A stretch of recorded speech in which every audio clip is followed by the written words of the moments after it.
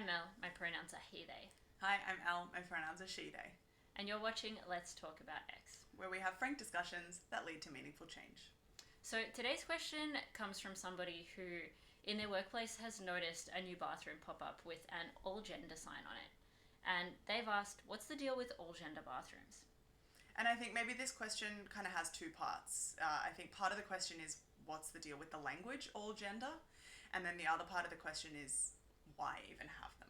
So do you want to talk about the language, Elle? Yeah, sure. So when we talk about all gender toilets in particular, they used to be called unisex toilets, but all gender is a lot more inclusive of people who don't just fall into this binary of male or female. So like myself, for example, I identify as agender.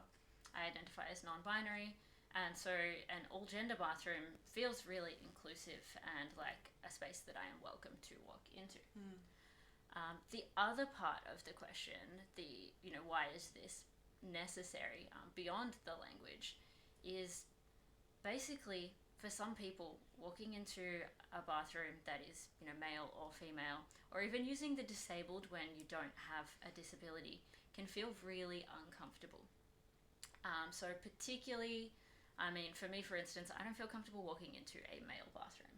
It's not a space that I've ever really entered throughout my life, and so to walk in there would feel really intimidating and potentially not very safe either.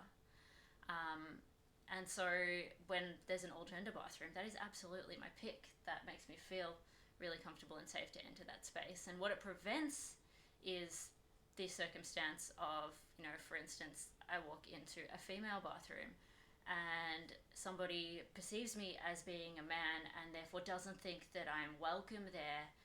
And trans people have wound up in situations where, people are coming and harassing them about the bathroom that they've walked into because they don't look like they belong there.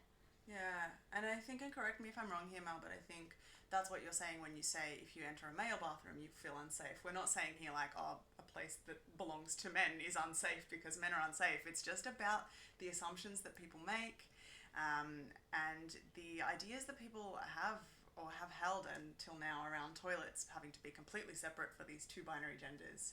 And they can end up being quite hostile for someone who's perceived as not fitting in. Yeah, and so I love that all gender bathrooms are popping up. I've seen them a lot at universities. I saw one at Melbourne Airport recently, which was fantastic.